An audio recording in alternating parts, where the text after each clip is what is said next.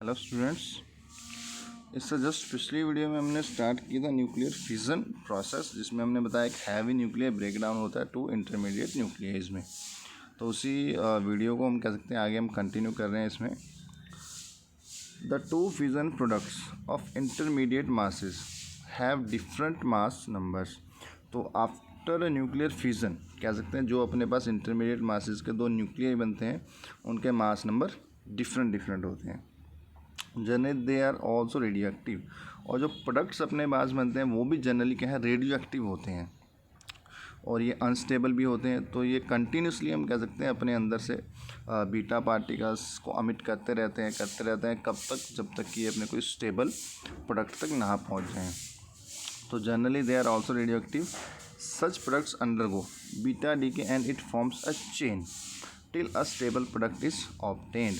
तो ये जो हमारे पास प्रोडक्ट्स बनते हैं ये भी रेडियो एक्टिव होते हैं और ये भी आगे बीटा डीके करते रहते हैं जब तक कि कोई ये स्टेबल प्रोडक्ट तक ना पहुंच जाए। एग्जांपल इसने अपने को दिखा रखा है एक्सिनॉन। ये हमारे पास एक प्रोडक्ट बनता है यूरेनियम के फ्यूज़न से, लेकिन ये भी अभी रेडियो एक्टिव है। तो इसमें से बीटा नेगेटिव डीके हुआ, फिर ये प्रोडक्ट बनता है, फिर बीटा नेगेटिव डीके हुआ, फिर बेरियम, फिर बीटा नेगेटिव डीके हुआ।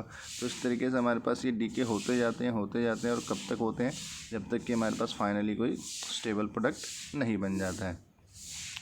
अच्छा, यहाँ पे इस ग्राफ पे आते हैं। तो इस ग्राफ से हम क्या रिप्रेजेंट करना चाह रहे हैं कि जो हमारे पास हैवी न्यूक्लियर है वो जब ब्रेक डाउन होता है तो जो इंटरमीडिएट मासेस के दो जो है न्यूक्लियस बनाता है।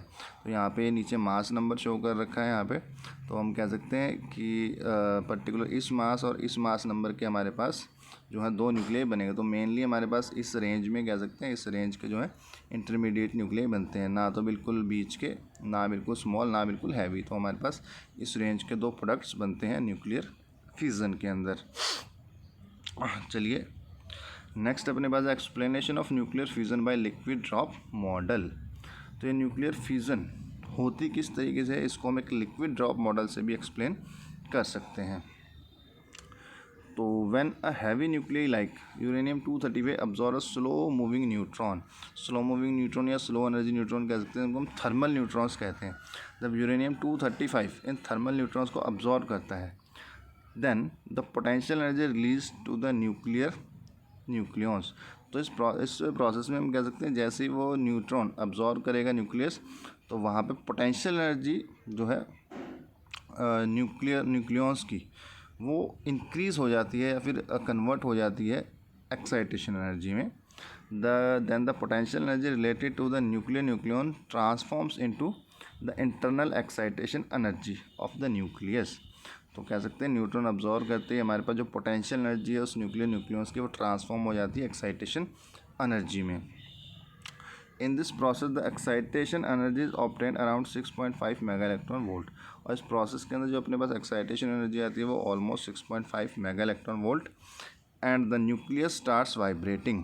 तो जैसे ही एनर्जी आएगी न्यूक्लियस के अंदर, तो न्यूक्लियस क्या करेगा, वाइब्रेट करना स्टार्ट कर देगा due to this excitation energy. The energy required to break the uranium 235 nucleus which is called the critical energy। तो यहाँ पे हमारे पास एक छोटी सी डेफिनेशन भी बन सकती है कि डिफाइन क्रिटिकल एनर्जी। तो क्रिटिकल एनर्जी क्या है, वो मिनिमम एनर्जी जो किसी न्यूक्लियस को ब्रेक करने के लिए रिक्वायर होती है उसको हम कह सकते हैं क्रिटिकल एनर्जी। तो यूरेनियम 235 के लिए जो क्रिटिकल एनर्जी अपने पास है ये है अराउंड 5.3 मेगा इलेक्ट्रॉन वोल्ट। और ऊपर हमने चेक किया जो एनर्जी एक्साइटेशन एनर्जी आती है 6.5 मेगा इलेक्ट्रॉन वोल्ट। मतलब ये 6.5 मेगा इलेक्ट्रॉन वोल्ट एनर्जी इतनी सफिशिएंट है कि यूरेनियम 235 को ब्रेक डाउन कर सकती है, क्योंकि उसके लिए हमारे पास जो क्रिटिकल एनर्जी है वो सिर्फ 5.3 मेगा इलेक्ट्रॉन वोल्ट है, तो which is less than the excitation energy. दस न्यूक्लियर फ्यूज़न इज़ पॉसिबल। तो इस केस में हम कह सकते हैं हमारे पास न्यूक्लियर फ्यूज़न जो है वो पॉसिबल हो सकता है। नीचे डायग्राम से शो कर रखा है किस तरीके से लिक्विड ड्रॉप से आप इस फ्यूज़न को बता सकते हैं। जैसे हमारे पास ये जो एक लिक्विड ड्रॉप है ये हम मान लेते हैं यूरेनियम का हमारे पास न्यूक्लियस है, और ये एक न्यूट्रॉन है, thermal neutron, slow moving electron या लो एनर्जी न्यूट्रॉन है, थर्मल न्यूट्रॉन। ये आके इस यूरेनियम से स्ट्राइक करेगा। जैसे कि हमने पहले का यूरेनियम सबसे पहले एक न्यूट्रॉन अब्जॉर्व करता, तो ये फर्स्ट प्रोसेस हो गया अब्जॉर्वेशन ऑफ न्यूट्रॉन बाय 235। अब जैसे ही इसने यूरेनियम ने ये न्यूट्रॉन अब्जॉर्व किया, इसकी एक्साइटेशन एनर्जी इंक्रीज हो जाएगी, जिसकी वजह से ये वाइब्रेशन करना शुरू कर देगा। तो ये हमने सेकेंड डायग्राम में दिखा रखा, vibration after formation of compound. तो जैसे ही इसने न्यूट्रॉन अब्जॉर्व किया, ये वाइब्रेट करना शुरू कर देगा और इस तरीके से हमारे पास कुछ डायग्राम आएगा। उसके बाद ये वाइब्रेशंस बढ़ती जाती हैं और हमारे पास जो ये डंबल शेप बन जाती है उस लिक्विड ड्रॉप की, मतलब बीच में से थिन हो जाता है, साइड में से थिक हो जाता है। तो dumbbell shape of nuclei due to Coulomb's force. तो हमारे पास इस तरीके से डंबल जो शेप बनती है, उसके बाद बीच में से ये ब्रेक डाउन हो जाता है, तो ब्रेकिंग ऑफ न्यूक्लियाई। तो यहाँ से जैसे ये ब्रेक डाउन होगा, हमारे पास ये 2 न्यूक्लियाइज में स्प्लिट कर जाएगा और स्प्लिट करने के बाद ये जो 2 न्यूक्लियाई हैं ये अलग अलग डायरेक्शन के अंदर चले जाएंगे। तो motion of fission of fragments.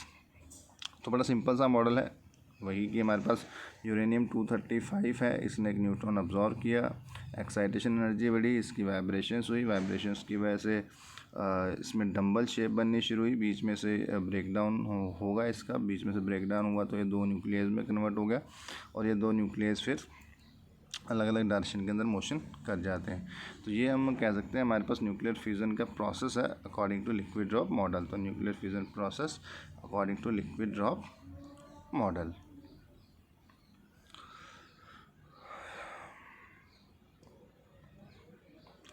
आगे भी इस वीडियो में हम बात करेंगे controlled and uncontrolled chain reaction की।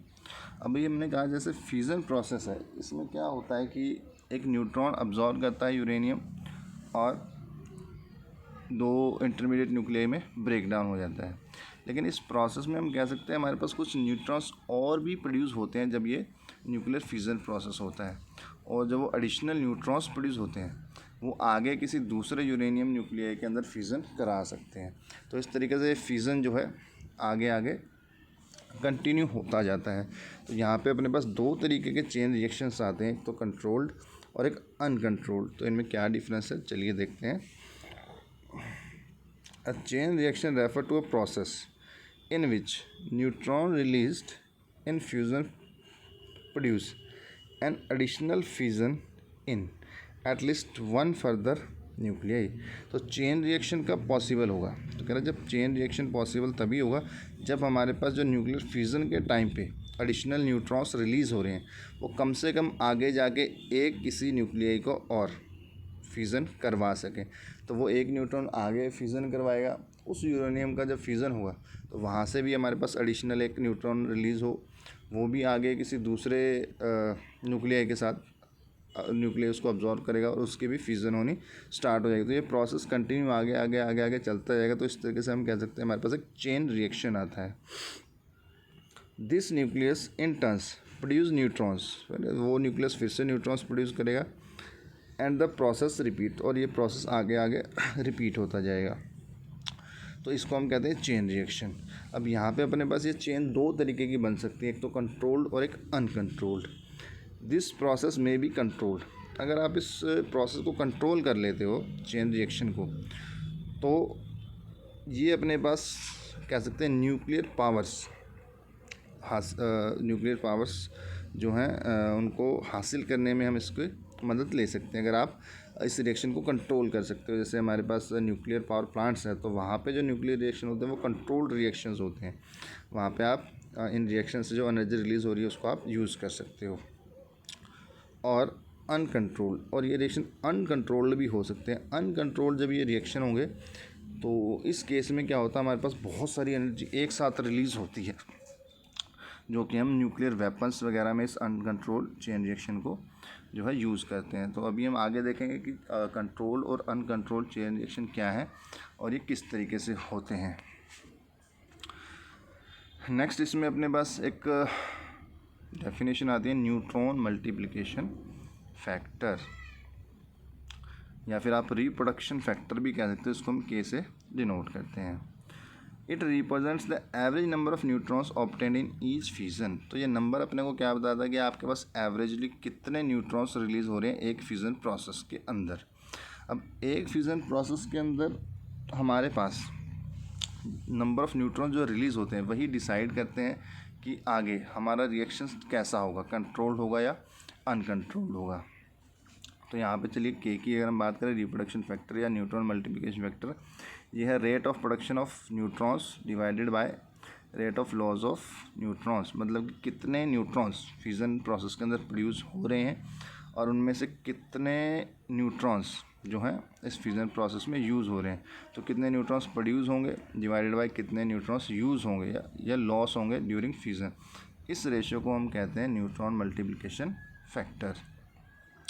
तो यहाँ पे देखिए एक डायग्राम से शो कर रखा है कि किस तरीके से हमारे पास अनकंट्रोल्ड या कंट्रोल्ड चेन रिएक्शन आगे आगे कंटिन्यू होती हैं। तो सबसे पहले हमारे पास ये यूरेनियम है, इसने क्या किया, एक न्यूट्रॉन कहीं से आया और उसको इसने अब्जॉर्व कर लिया। हमने कहा जैसे यूरेनियम न्यूट्रॉन अब्जॉर्व करेगा इसका फ्यूज़न होगा और ये 2 न्यूक्लियस में स्प्लिट कर जाएगा। तो इस केस में हम कह सकते हैं इसने 2 न्यूक्लियस में स्प्लिट हो गया, एक न्यूक्लियस ये बन गया और एक न्यूक्लियस ये बन गया। लेकिन इस प्रोसेस के अंदर कुछ एडिशनल न्यूट्रॉन्स भी जो है प्रोड्यूस होंगे। तो ये दो वो एडिशनल न्यूट्रॉन्स हैं जो इस प्रोसेस के अंदर प्रोड्यूस हुए हैं। अब ये 2 न्यूट्रॉन्स क्या करेंगे, आगे कोई 2 यूरेनियम जो हमारे पास न्यूक्लियस हैं उनके साथ कंबाइन हो जाएंगे, या फिर कह देंगे ये यूरेनियम इन 2 न्यूट्रॉन्स को अब्जॉर्व कर लेंगे।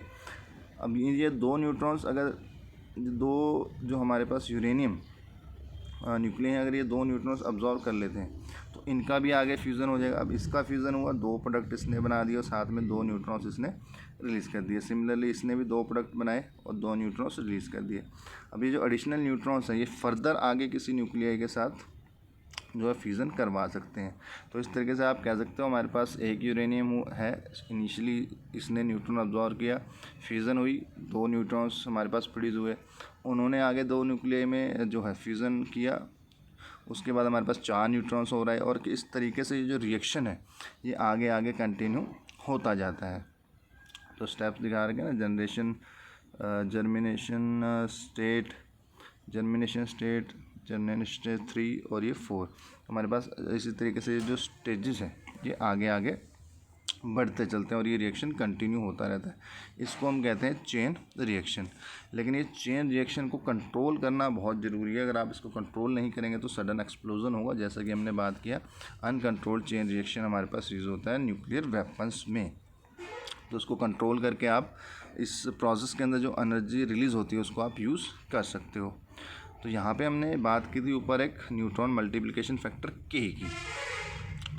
तो यहाँ पे कह रहा है if K is less than 1, के लेस देन 1 का मतलब हमारे पास जो हमने के को डिफाइन किया था, कितने न्यूट्रॉन्स प्रोड्यूस हो रहे हैं डिवाइडेड बाय कितने न्यूट्रॉन लूज़ होंगे, है ना। तो के लेस देन 1 कब आएगा अपने पास, जब प्रोड्यूस जो है वो कम हो रहे हों और जो न्यूक्लियर फ्यूज़न में यूज़ हो रहे हैं न्यूट्रॉन्स वो ज़्यादा हों। तो इस केस में अपने पास के की वैल्यू आती है लेस देन 1।